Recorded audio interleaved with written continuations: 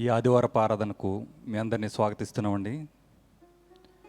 ఈ ఆరాధన ప్రారంభించుకుందాం. మొదటిగా ప్రార్థన చేసుకుని ఆరాధన ప్రారంభించుకుందామండి. సకల ఆశీర్వాదములకు కారణభూతుడైన పరలోకపు తండ్రి యేసురాజా, నీకు వేలాది స్తుతులు స్తోత్రాలైన తండ్రి. ఇదిగోనైనా నీ బిడ్డలుగా నీ సన్నిధానానికి మమ్మల్ని తోడుకొచ్చినందుకు వేలాది స్తుతులు స్తోత్రాలు తండ్రి ప్రభువా. ఇదిగోనైనా ఈ భాగ్యాన్ని ఎంతోమంది కోల్పోయినారు తండ్రి ప్రభువనైనా. ఎంతోమంది మరణపు చివరి అంచుల వరకు వెళ్ళొచ్చి ఉన్నారు తండ్రి. కొంతమంది మరణించున్నారు తండ్రి ప్రభువనైనా. ఇదిగోనైనా ఈ దేశంలోనూ ఈ ప్రపంచంలోనైనా తండ్రి ప్రభువనైనా ఈ కరోనా నాయన మహమ్మారి తండ్రి ప్రభా ఎంతోమందిని బలి తీసుకుంటుంది తండ్రి ప్రభువనైనా. ఇంత క్లిష్టమైన పరిస్థితుల్లో కూడా తండ్రి నాయన నీ బిడ్డలమైన మమ్మల్ని నీ దయగల హస్తపు నీడలో క్షేమంగా ఉంచి తండ్రి నాయన నీ సన్నిధానానికి సజీవ సాక్షులుగా మమ్మల్ని తోడుకొచ్చినందుకు నీకు వేలాది స్తుతులు స్తోత్రాలు తండ్రి. ఇదిగోనైనా ఈ ఆరాధన జరుపుకుంటుందిగా తండ్రి ప్రభువనైనా నీవే ఆది నుంచి అంతం వరకు మా సహాయకుడు అయి ఉండమని మా కొరకు త్వరలోనైనా యేషయ పరిశుద్ధం నడుచున్నాం తండ్రి. ఆమేన్. మనమంతా ఈ ఆదివారపు ఆరాధన ప్రారంభించుకుందామండి. ప్రారంభ కీర్తనగా స్తోత్రింతుము నిన్ను మాదు తండ్రి సత్యముతో ఆత్మతో నెప్పుడు అనే కీర్తనతో మనమంతా ఆయన ఆరాధించుకుందామండి.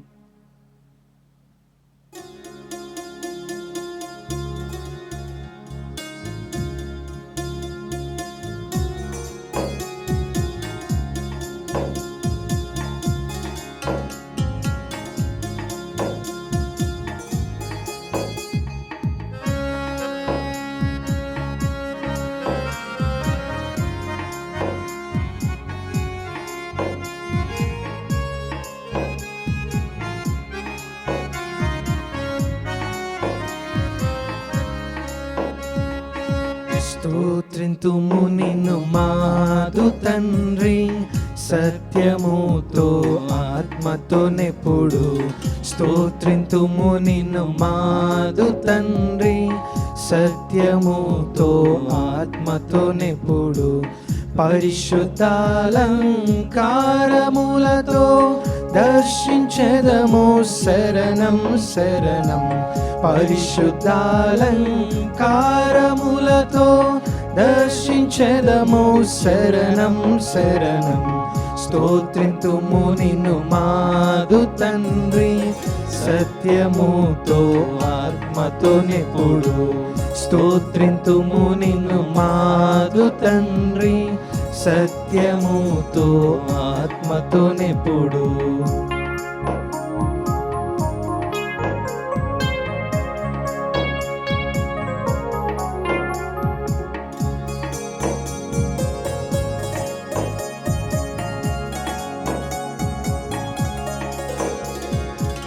పాపమిత్రుడ పాపనాశక పరమవాస ప్రేమ పూర్ణ.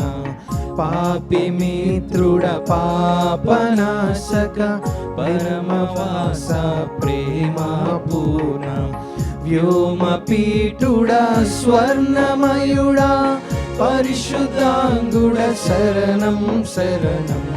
వ్యోమపీఠుడా స్వర్ణమయుడా పరిశుద్ధాంగుడ శరణం శరణం. స్తోత్రింతుము నిన్ను మాదు తండ్రి సత్యముతో ఆత్మతో నెప్పుడు. స్తోత్రింతుము నిన్ను మాదు తండ్రి సత్యముతో ఆత్మతో నెప్పుడు.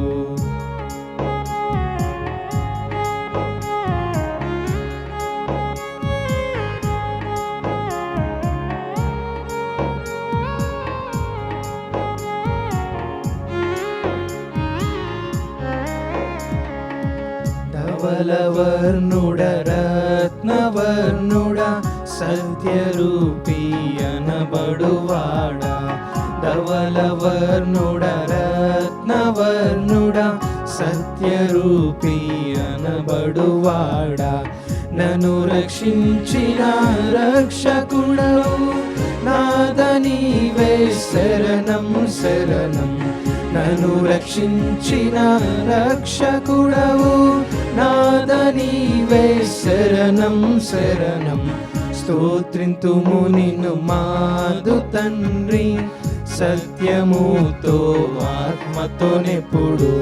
స్తోత్రింతుము నిన్ను మాదు తండ్రి, సత్యముతో ఆత్మతోనెప్పుడు.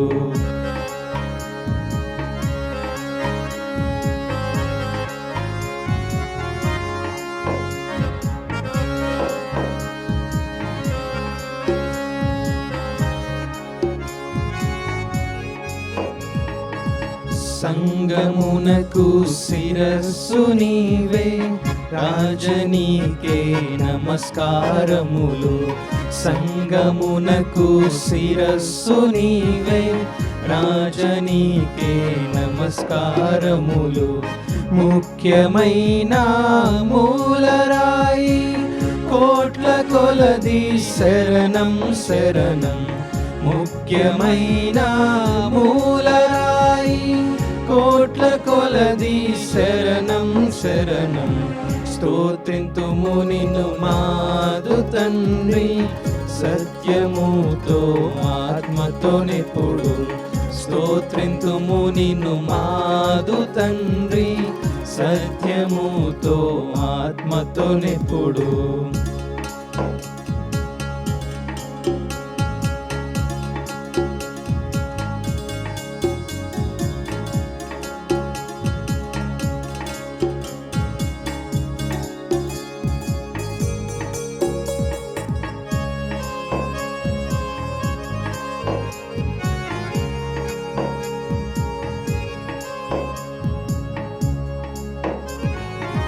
నీదు సేవకుల పునాది, జ్ఞానమునకు మించిన తెలివి. నీదు సేవకుల పునాది, జ్ఞానమునకు మించిన తెలివి. అందముగను కూడుకొనుచు వేడుకొందుము శరణం శరణం. అందముగను కూడుకొనుచు వేడుకొందుము శరణం శరణం. స్తోత్రింతుము నిన్ను మాదు తండ్రి, సత్యముతో ఆత్మతోనెప్పుడు. స్తోత్రింతుము నిన్ను మాదు తండ్రి, సత్యముతో ఆత్మతోనెప్పుడు.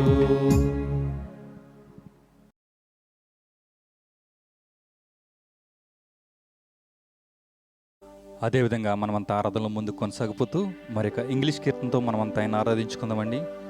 God will make a way where there is seems to be no way అనే కీర్తనతో మనమంతా ఆయన ఆరాధించుకుందాం.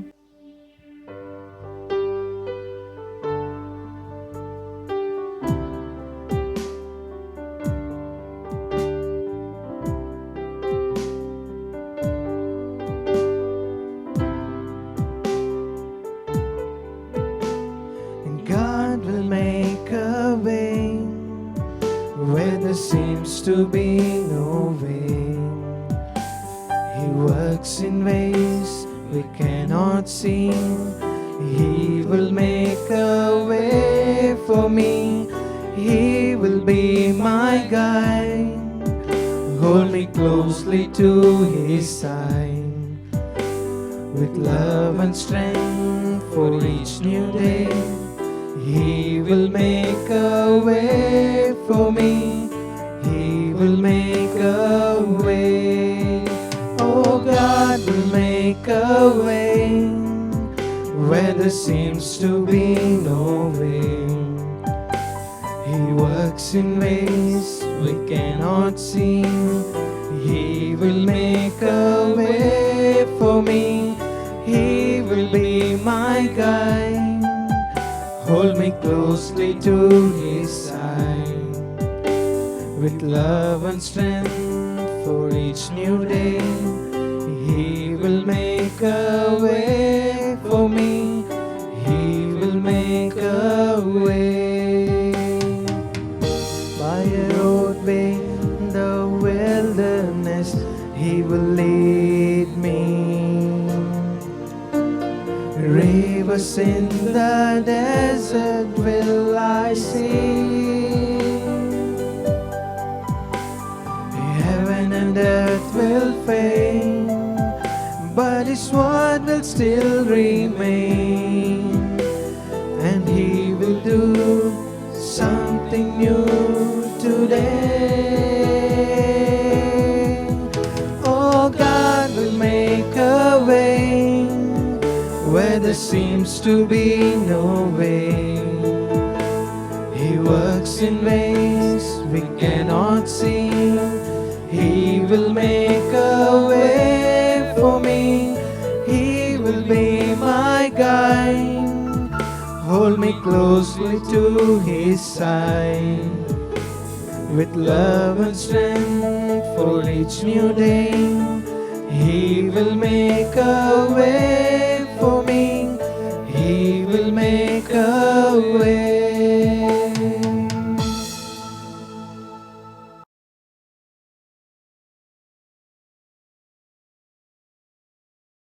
అదేవిధంగా ఆరాధన కొనసాగించుకుందామండి.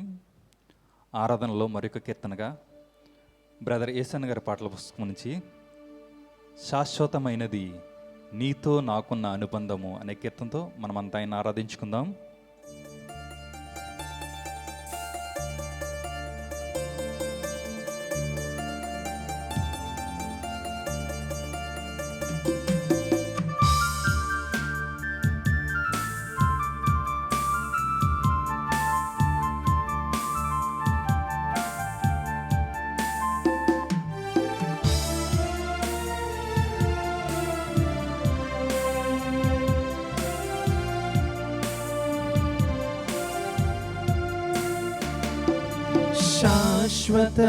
శాశ్వతమైనది నీతో నాకున్న అనుబంధము, మరువలేనిది. నాపై నీకున్న అనురాగము, యేసయ్యా నీ నామస్మరణయే నా శ్వాస నిశ్వాసదాయనే. యేసయ్యా నీ నామస్మరణయే నా శ్వాస నిశ్వాసదాయనే. శాశ్వతమైనది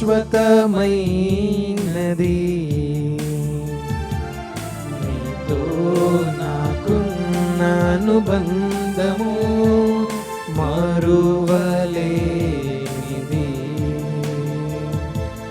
నాపై నీకున్న అనురాగము,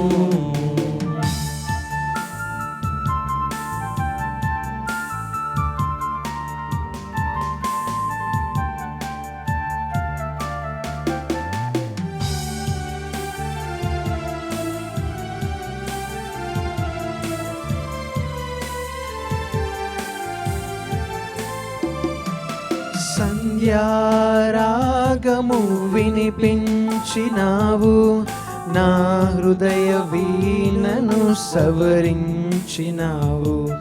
సంధ్యారాగము వినిపించినావు, నా హృదయ వీణను సవరించినావు. నా చీకటి బ్రతుకును వెలిగించినావు, నా నోట మృదువైన మాటలు పలికించినావు. నా చీకటి బ్రతుకును వెలిగించినావు, నా నోట మృదువైన మాటలు పలికించినావు. శాశ్వతమైనది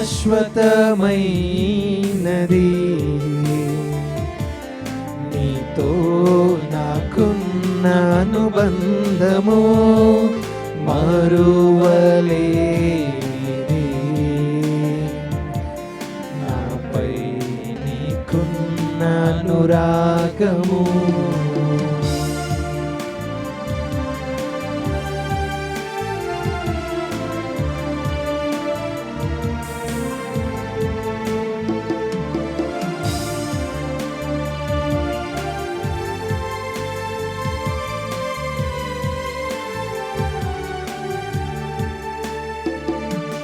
నా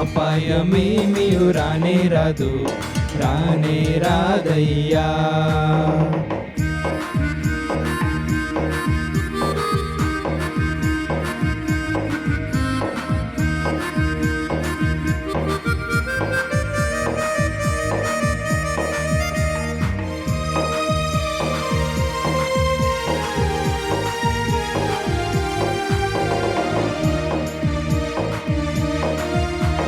మన యొక్క నివాసము పరలోకమందున్నది, రానయ్యున్న రక్షకుని ఎదుర్కొన కనిపెట్టేదం.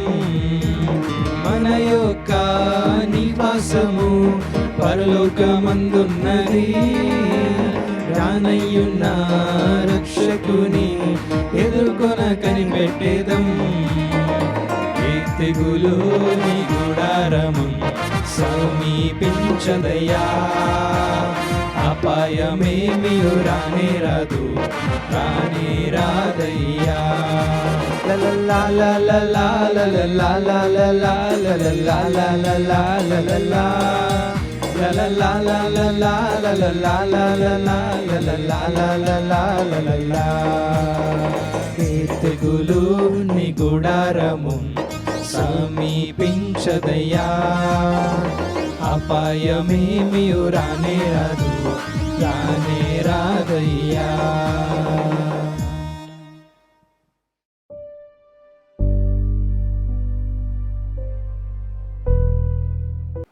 మన ప్రభు అయిన యేసయ్య నామములో మీకు ఆశీర్వాదములు కలుగునుగాక.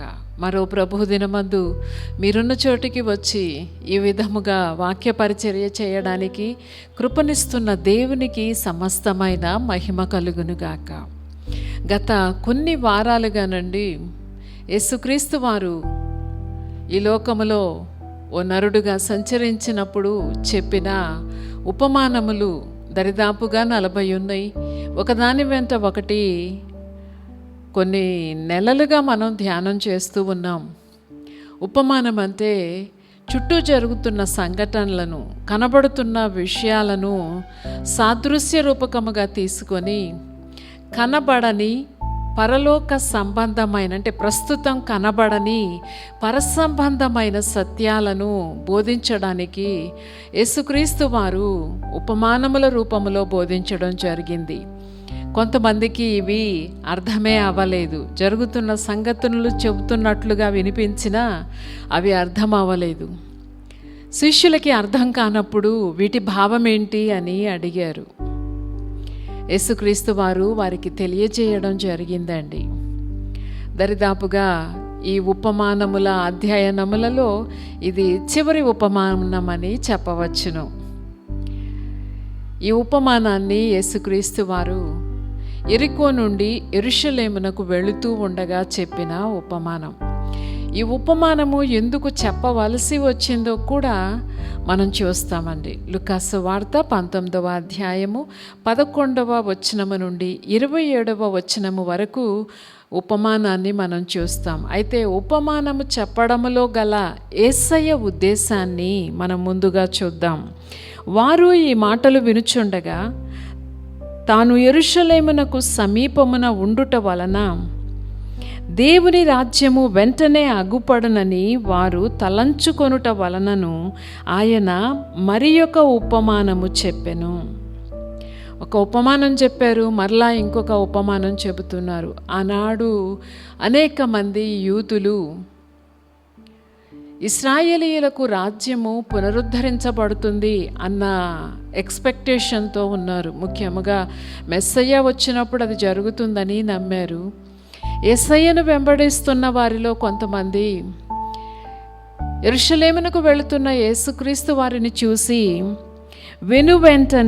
వెంటనే దేవుని రాజ్యము అగుపడనని వాళ్ళు తలంచుకున్నారు. అయితే అలాగు కాదు అని యేసుక్రీస్తు వారు వారికి బోధించడానికి ఓ సత్యాన్ని లేక ఓ ఉపమానాన్ని చెప్పడం జరిగిందండి. ఈ ఉపమానము 12వ వచనము నుండి మనం చూస్తాం. రాజకుమారుడొకడు రాజ్యము సంపాదించుకొని మరల రావలెనని దూరదేశము ప్రయాణమై తన దాసులను 10 మందిని పిలిచి వారికి 10 మీనాలనిచ్చి నేను వచ్చి వరకు వ్యాపారము చేయుడని వారితో చెప్పెను. ఈ రాజకుమారుడు రాజ్యము సంపాదించుకోవడానికి దూరదేశము వెళ్ళబోతూ ఉన్నాడు. వెళుతున్న ఆయన దాసులను కలిగి ఉన్నాడు. తన దాసులను పిలిచి ఒక్కొక్కరికి ఒక్కొక్క మీన 10 మందికి ఇవ్వడం జరిగింది. ఒక మీన 3 నెలల జీతముతో సమానమట ఆ కాలములో. ఆ మొత్తములో ధనాన్ని 10 మంది దాసులకు ఇచ్చి ఆయన రాజ్యము సంపాదించుకొని రావడానికి వెళ్ళడం జరిగింది. ఆయన ఇంకా అక్కడ ఉండగానే ఆ పట్టణస్థులు ఈ రాజకుమారుడికి సమాచారం పంపించారు. ఏమని అంటే, నీవు మా పైన ఏలడము మాకు ఇష్టము లేదు అని సమాచారం పంపడం జరిగింది.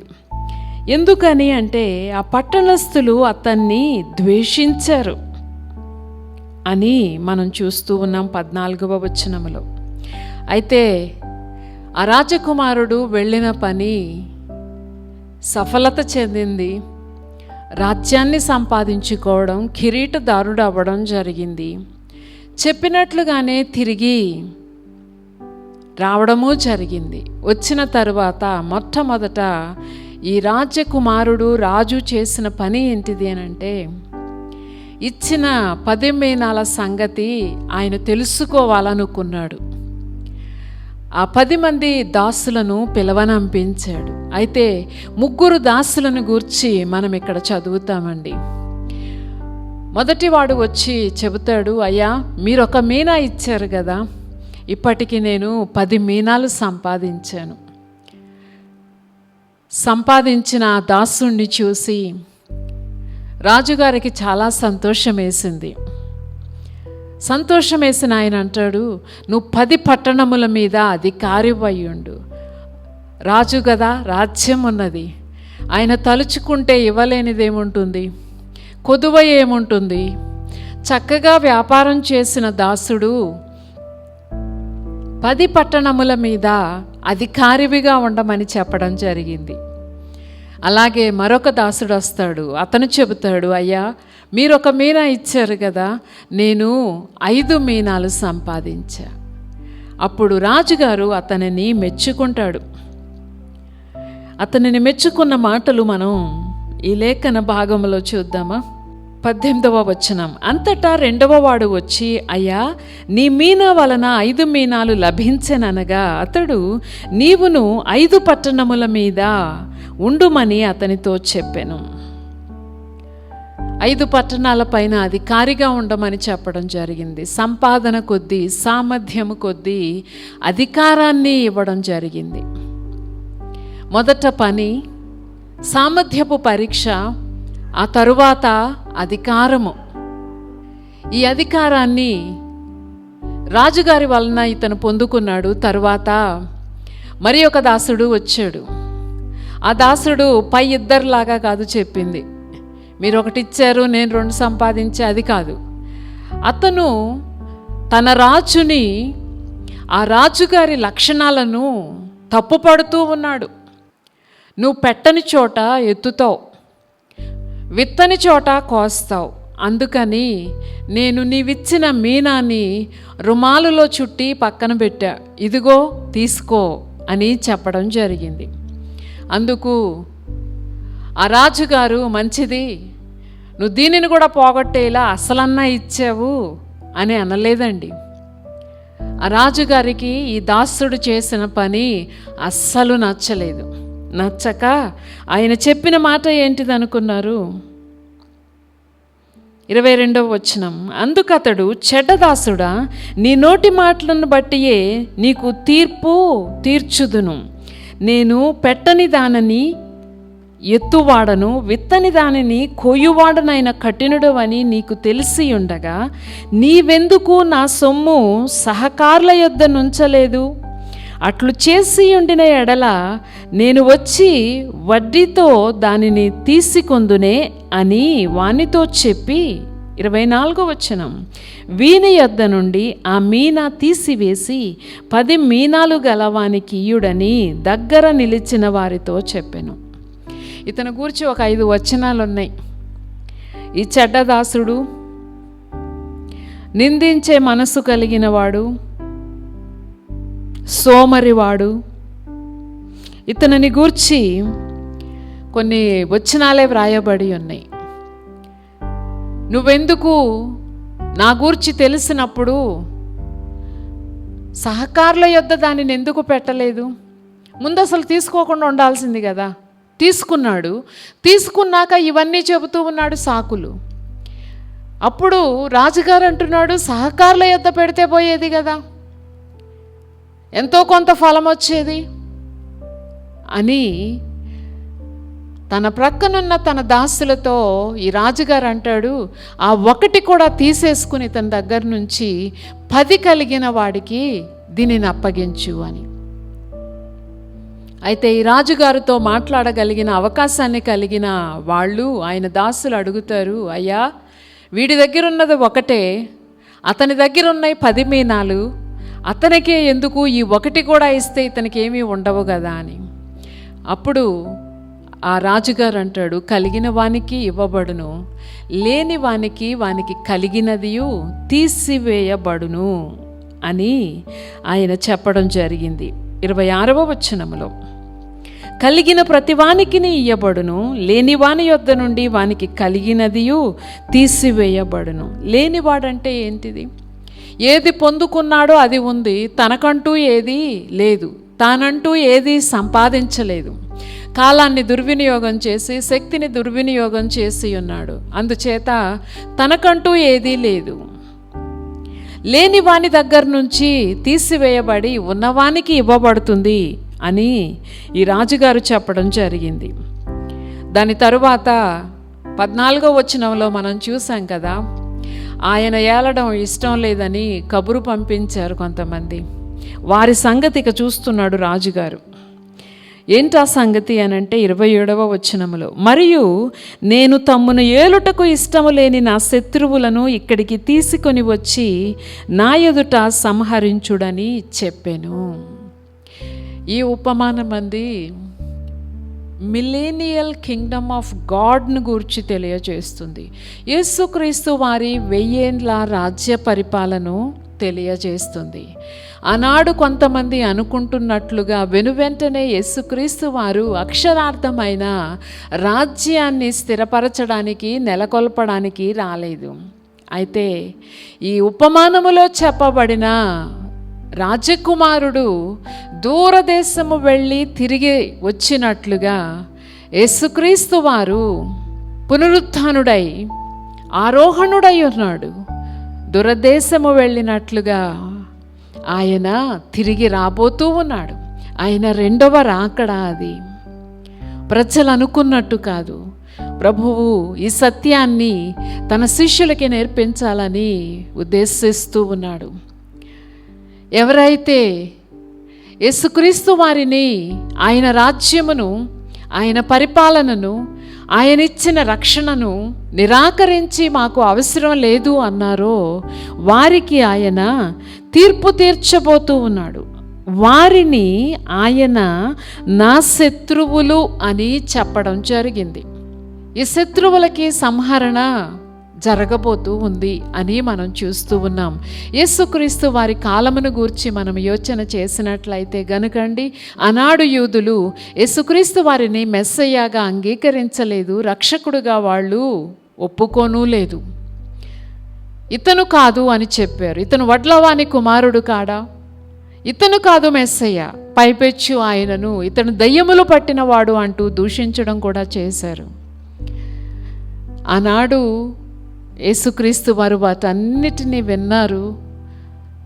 ఓ నరుడుగా, దైవముగా వారి కోసము, వారి రక్షణ కోసము ఆయన ఎంతగానో ఆశించినట్లుగా మనం సువార్తలలో చదువుతాం. అయితే వాళ్ళ ఆయుష్కాలములో మరుమనస్సు పొందక యాత్ర ముగించిన వారికి తగిన కాలములో ఆయన తీర్పు తీర్చే దేవుడుగా ఉన్నాడు. వెళ్ళిన దేవుడు తిరిగి వస్తాడు. వచ్చిన దేవుడు వారి వారి క్రియల చొప్పున తీర్పును ఆయన తీర్చబోతూ ఉన్నాడు. రోమీయులకు వ్రాసిన పత్రిక 14వ అధ్యాయము 10 నుండి 12 వచనములు. అయితే నీవు నీ సహోదరునికి తీర్పు తీర్చుటనేలా, నీ సహోదరుని నిరాకరింపనేలా మనమందరము దేవుని న్యాయపీఠము ఎదుట నిలుతుము. నా తోడు ప్రతి మోకాలును నా ఎదుట వంగును, ప్రతి నాలుకయు దేవుణ్ణి స్తుతించును అని ప్రభువు చెప్పుచున్నాడు అని వ్రాయబడి ఉన్నది. గనుక మనలో ప్రతివాడును తన్ను గూర్చి దేవునికి లెక్క ఒప్పగించవలసి ఉంది. జాగ్రత్తగా ఉండాలి అనే సందేశాన్ని మనం నేర్చుకోవాలి. ఇక్కడ ప్రతి వారికి కూడా దేవుడు తీర్పు తీర్చబోతూ ఉన్నాడు. పౌలయ్య ఈ సందర్భంలో అంటాడు, నీ సహోదరునికి నువ్వు తీర్పు తీర్చడం ఎందుకు? నీ సహోదరుని నువ్వు నిరాకరించడం ఎందుకు? తీర్పు తీర్చే పని నాది కదా అని దేవుడు అడుగుతూ ఉన్నాడు. ఈనాడు ఇదొక అలవాటుగా అయిపోయింది అనేక మందికి. స్వనీతితోనూ స్వబుద్ధితోనూ నిండిపోయి ఎదురుగుండా కనబడుతున్న సహోదరులు అనబడిన వారు, సహోదరులు అనబడిన వారిని తీర్పు తీర్చడం, విమర్శ చేయడం ఒక అలవాటుగా, భయం అనేది కానీ సంకోచం అనేది కానీ ఏమీ ఉండనట్టుగా చూస్తూ ఉంటాం ఆయా వ్యక్తులలో. దైవజనమా, ప్రతి వారికి తీర్పు తీర్చడం దేవుని చేతి పని. దేవుని చేతిలో ఉంది ఆ పని. చేట ఆయన చేతిలో ఉంది. కళ్ళమును బాగుగా ఊడ్చి ఆయన ధాన్యాన్ని చక్కగా తూర్పారపట్టే దేవుడుగా ఉన్నాడు. తీర్పు తీర్చడం దేవుని పని. సహోదరులకి మనం తీర్పు తీర్చడం కంటే ఆయా వేళలలో వాళ్ళు దేవునికి విరోధులుగాను, దేవుని మార్గాల నుండి వైదొలిగిపోయినప్పుడు వాళ్ళు మనకి సమీపంగాను సన్నిహితంగాను కనబడుతున్నట్లయితే దేవుని మాటల ద్వారా వాళ్ళకి జ్ఞాపకం చేసి వాళ్ళని ప్రేమతో హెచ్చరిక చేయాలి. వాళ్ళ కోసము వ్యక్తిగతముగా ప్రార్థన చేయాలి. తీర్పు తీర్చడం మన పని కాదు. అలాగే నిరాకరించడం. స్వనీతి ఉన్న వాళ్ళకి పక్కనాళ్ళు నీతిమంతులుగా అగపడరు. వాళ్ళల్లోని నీతి వీళ్ళకి కనబడదు. నిరాకరించడం, వేలు పెట్టి చూపించడం, తృణీకరించడం, ఇది ఇప్పుడు కాదండి, ఎప్పటి నుంచోనో జరుగుతుంది. యెషయా ప్రవక్త ద్వారా యెహోవా దేవుడు అంటాడు, మీరు ఇవన్నీ చేస్తున్నారు, ఇవన్నీ నాకు ఇష్టం లేదు, మీరు వీటిని మానేసేయండి, ఇవి మానేసి మీరు ఉపవాసం చేయండి, మీరు సత్క్రియలు చేయండి, ఈ పనులు మీరు మానేసేయండి అని యెషయా గ్రంథము 58వ అధ్యాయంలో రాయడం జరిగింది. సహోదరులు అనబడిన వారిని నిరాకరించే విషయంలో మనము జాగ్రత్తను కలిగి ఉండడం ఎంతో మంచిది. మనకి మేలండి, మనకి మేలు. వారు దేవుని చేత విమోచింపబడ్డారు. దేవుడు వారిని ప్రేమిస్తున్నాడు. వారికిచ్చిన స్వేచ్ఛను వారు సద్వినియోగం చేసుకోవడమైనా దుర్వినియోగం చేసుకోవడమైనా అది వారికి సంబంధించినది. సరికానివి జరుగుతున్నప్పుడు తప్పకుండా మనం ప్రార్థన, విజ్ఞాపన, హెచ్చరిక, అదే సంఘ కాపరులు అయితే గద్దింపు, ఆజ్ఞాపించడం, ఇవన్నీ కూడా జరుగుతాయి. అయితే నిరాకరించడం అనేది కాదండి. సాతాను తన ఇష్టము చొప్పున చెరపట్టిన వారిని సహితము ఒకవేళ వారు విడిపింపబడుదురేమో అని దైవ సేవకుడు సాత్వికముతో గద్దించుచు వారికి పరిచర్య చేయాలి అని పౌలయ్య తిమోతికి వ్రాసిన ఉత్తరంలో చెప్పడం జరిగింది. ఈ విధమైన పనులు మనం చేయకుండా ఉండాలి. వయస్సులో పెద్దవాళ్ళమని, వయస్సు వచ్చేసిందని, లేకపోతే బైబిల్ కాలేజ్లో బాగా చదువుకున్నామని, నాకు బాగా తెలుసు అని, బైబిల్ చాలాసార్లు చదివానని, ఇవన్నీ ఆస్కారముగా చేసుకొని సహోదరులు సహోదరులు అనబడే వారికి మనం ఇటువంటి పనులు చేయకుండా జాగ్రత్తను కలిగి ఉండాలి. మనమందరము దేవుని న్యాయపీఠము ఎదుట నిలుతుము. మనలో ప్రతివారు కూడా తన్ను గూర్చి దేవునికి లెక్క అప్పగించాలి. అంతేకాదు, ఆ లెక్కల తరువాత తీర్పు కూడా జరుగుతుంది. నిత్యత్వపు నిర్దేశము జరగబోతూ ఉంది. అది ఇంకా జరగలేదు, జరగబోతూ ఉంది. ఈనాడు యేసుక్రీస్తునందు విశ్వాసం ఉంచిన మనము అనుదినము దేవుని మాటల చొప్పున జీవించడానికి పరిశుద్ధమైన భయభక్తులను కలిగి ముందుకు సాగాలి. పిరికితనం కాదు భయభక్తులు అంటే. పవిత్రమైన, పరిశుద్ధమైన, గౌరవంతో కూడిన భయం. తప్పిపోతానేమో అన్న జాగ్రత్తతో కూడిన భయాన్ని కలిగి ఉండాలి. ప్రతి ఒక్కరూ కూడా తమ సొంత రక్షణను భయముతోనూ వణుకుతోనూ కొనసాగించుకోవాలి అని పౌలయ్య చెప్పడం జరిగింది. దాసులైన వారికి ఇచ్చిన తలాంతుల విషయంలో లెక్క జరగబోతూ ఉంది. వాళ్ళు నమ్మకముగా చేసిన పరిచర్యను బట్టి, సంపాదించిన దానిని బట్టి యేసుక్రీస్తు వారి రాజ్యములో ఆయనతో కలిసి మనము ఏలబోతూ ఉన్నాం. భూమి మీద విశ్వాసముతో, ప్రయాసముతోనూ, శ్రమలకి, కష్టాలకి, ఆకలి దప్పులకు, నిందలకు, వీటన్నిటినీ ఓర్చుకుంటూ సాగుతున్న దేవుని ప్రజలకు, దేవుని సేవకులకు శాశ్వతమైన రాజ్యములో శోభాతిశయముగా ప్రకాశించే ధన్యతను, భాగ్యమును వాగ్దానముగా మనము పొందుకొని ఉన్నాం. దేవుని ప్రేమలో నుండి మనకు అనుగ్రహింపబడిన వాగ్దానములు ఇవి. వీటిని మనం అనుభవించబోతూ ఉన్నాం. అందుకనే ఎవరైనా లెక్క అడుగుతున్నారా లేదా మనుషులు అనే దానికంటే, ఈ దాసుడు 5 ఒక్క మీనాన్ని 10 మీనాలుగా ఎలా చేసుకున్నాడో మనము కూడా అలాగే సంపాదించాలి. సంపాదించడం అంటే ఊరికే అవ్వదు కదండి. కష్టపడాలి, పని చేయాలి, సమయమందు అసమయమందు ప్రయాసపడాలి, ఆకలి దప్పులను పక్కన పెట్టాలి. ఆయా సందర్భాలలో సంపాదన పరులు దానిపైనే ధ్యాస పెట్టాలి. అప్పుడే సంపాదన కుదురుతుంది. 100 వ్యాపకాలు పెట్టుకుంటే సంపాదన కుదరదు కదా. దేవుని రాజ్యములో నిత్యము ప్రకాశించాలి అంటే దేవుని మాటలకు విధేయత చూపించడం, ఆయన సంకల్పాన్ని నెరవేర్చడం జీవితాశయముగాను ధ్యేయంగాను పెట్టుకొని మనము బ్రతకవలసిన వారిగా ఉన్నాం. మరి భూమి మీద మన మనుగడ, మన జీవన యాత్ర సంగతి ఏంటండి? మన ఆరోగ్యాల సంగతి ఏంటి? మన ఆర్థిక పరిస్థితుల సంగతి ఏంటి? వీటి సంగతి ఏంటి? నిశ్చయముగా వీటన్నిటినీ జరిగించుకోవడానికి దేవుడు మనకు సహాయము చేసేవాడుగా ఉన్నాడు. మన అవసరతలను తీర్చే దేవుడు. మనం అడిగేదానికంటే, ఊహించేదానికంటే మన దేవుడు మనకు అత్యధికముగా అనుగ్రహించువాడు, అనుగ్రహించినవాడు. అయితే వీటితోనే సెటిల్ అయిపోకుండా పునాదులు కలిగిన పట్టణములో, దేవుని నిత్యమైన రాజ్యములో మనం ఎల్లప్పుడూ కూడా సంతోషించడానికి భూమి మీద మనము పని చేయడం అనేది ఎంతో మంచిది. పని చేయడానికి ప్రతి ఒక్కరికి కూడా మన రక్షకుడైన యేసుక్రీస్తు వారు తలాంతులను ఇచ్చి ఉన్నాడు. రక్షింపబడిన ప్రతి విశ్వాసికి కూడానండి పరిశుద్ధాత్మ దేవుడు ఆయన చిత్తవృత్తి చొప్పున కృపావరములను పంచి ఇచ్చి ఉన్నాడు. వాటితో మనం ఈ లోకములో ఉన్నంత కాలము కూడా శక్తి వంచన లేకుండా పని చేయవలసిన వారిగా ఉన్నాం. ఫలము లేని క్రైస్తవులు ఉంటారు కానీ వరము లేని క్రైస్తవులు ఉండరు. ఆ వరాన్ని వాడుతున్నామా లేదా అనేది పరిశీలన చేసుకోవలసిన విషయం. అనుదినము పరిశీలన మాత్రమే కాదు, పని చేయవలసిన వారిగా ఉన్నాం. పరిశీలన ఎందుకంటే పని చేయడానికి.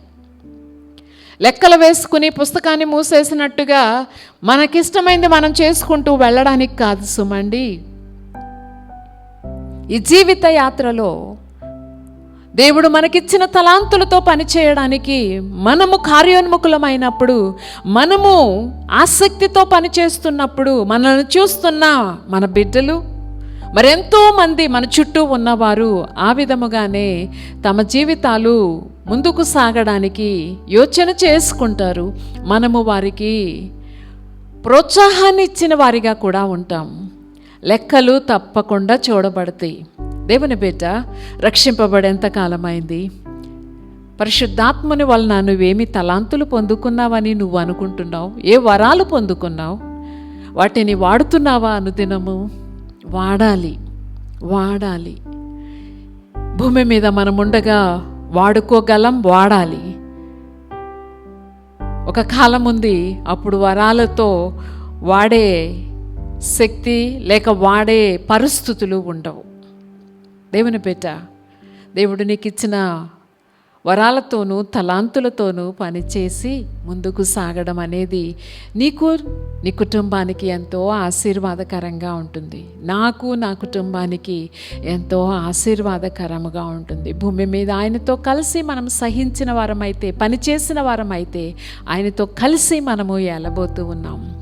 నిలవరమైన నిత్యమైన రాజ్యమును మనకి దేవుడు వాగ్దానము చేసి ఉన్నాడు. నిరంతరము నిలిచి ఉండే విధముగా మన జీవిత యాత్రను కొనసాగించుకుందాం. అంతేగాని పనిచేయడం మాని ఉండడం కాదు. రెండవది, యేసయ్య ప్రభుత్వమే నా జీవితంలో ఉండడానికి వల్లపడదు, యేసయ్య నా జీవితానికి ప్రభువు కాదు, యేసుక్రీస్తుని నేను అంగీకరించను, ఆయన రాజు కాదు, ఆయన ప్రభువు కాదు అని అనుకోవడంలో జ్ఞానము లేదండి. ఎందుకని సర్వసృష్టిని చేసిన దేవుడు తగిన సమయంలో ఆయన సర్వలోకానికి తీర్పు తీర్చబోతూ ఉన్నాడు. మనుషులకి ఆయన ఏలడం ఇష్టం ఉందన్నా లేదన్నా ఆయన నిరంతరము రాజు అయి ఉన్నాడు. ఆయన ఏలే రాజుగా ఉన్నాడు. ఆయన శత్రువులకి ఆయనంటే ఇష్టము లేని వారికి తీర్పు తప్పదు. తీర్పు ఎలాంటి తీర్పు? అది నిత్యమైన యాతన స్థలం, నరకమని బైబిల్ తెలియజేస్తుంది. యేసుక్రీస్తునందు విశ్వాసం ఉంచిన మనము విధేయతతో మన యాత్రను కొనసాగించుకుందాం. ఇచ్చిన తలాంతులతో సణగక గొణగక ఆలస్యము చేయక ఆసక్తితోనూ సంతోషముతోనూ ఇష్టముతోనూ పనిచేస్తూ ముందుకు సాగి ఆయన రాజ్యములో మనము రాయబారులుగా ఉందాం. ఇటువంటి కృపలో సర్వశక్తిమంతుడైన దేవుడు మనకు మన బిడ్డలకు సహాయము చేసి సదా నడిపించునుగాక. ఆమేన్. ప్రార్థన చేసుకుందామా?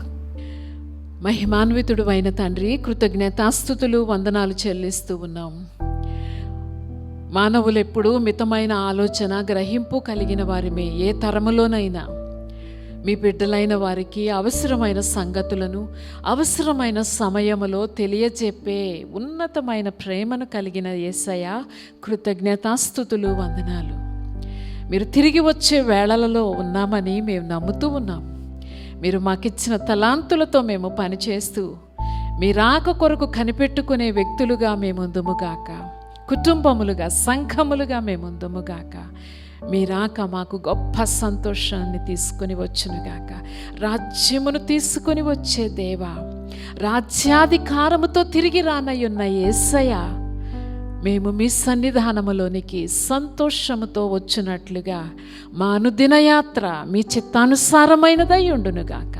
ఇటువంటి కృపలో మమ్మల్ని అందరినీ నడిపించండి. ప్రార్థనలోకి భవిస్తున్న మీ బిడ్డలలో ఉన్న ప్రతి విధమైన అవసరత, అక్కర మీ మహదైశ్వర్యములో నుండి తీర్చబడునుగాక. తండ్రి, అనారోగ్య సమస్యలైనా ఆర్థిక సమస్యలైనా మరేవైనా సరే మీ నామములో అవన్నీ పరిష్కరించబడునుగాక. మీ నామమును ధరించిన మీ బిడ్డలు సంతోషముతోనూ ఆనందముతోనూ మిమ్మల్ని వెంబడించే కృపలో సదా సాగిపోవుదురుగాక. ఇటువంటి కృపలనిచ్చే తండ్రి, మీకు కృతజ్ఞతాస్తుతులను చెల్లిస్తూ అడిగి వేడుకుంటున్నాము దేవా. ఆమేన్. ఈ సమయంలో ఆశీర్వాదపు కీర్తన, ఆశీర్వాదంతో సెలవు తీసుకుందాం.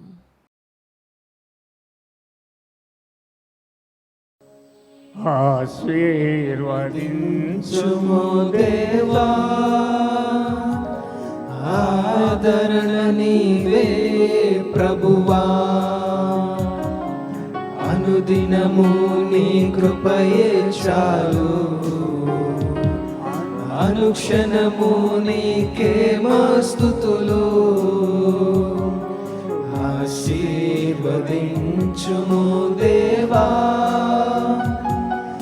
ఆదరణ నీవే ప్రభువా, ఆపత్కాలములో సహాయకుడవు నీవు, అందరినీ ప్రేమించే యేసునాథుడవు. ఆపత్కాలములో సహాయకుడవు నీవు, అందరినీ ప్రేమించే యేసునాథుడవు. ఆశ్రయ దుర్గము నీవే, ఆనంద తైలము నీవే, ఆశ్రయ దుర్గము నీవే, ఆనంద తైలము నీవే, ఐశ్వర్యము నీవే, మా ఘనతవు నీవే, ఐశ్వర్యము నీవే, మా ఘనతవు నీవే, ఆశీర్వదించును దేవా, ఆదరణ నీవే ప్రభువా,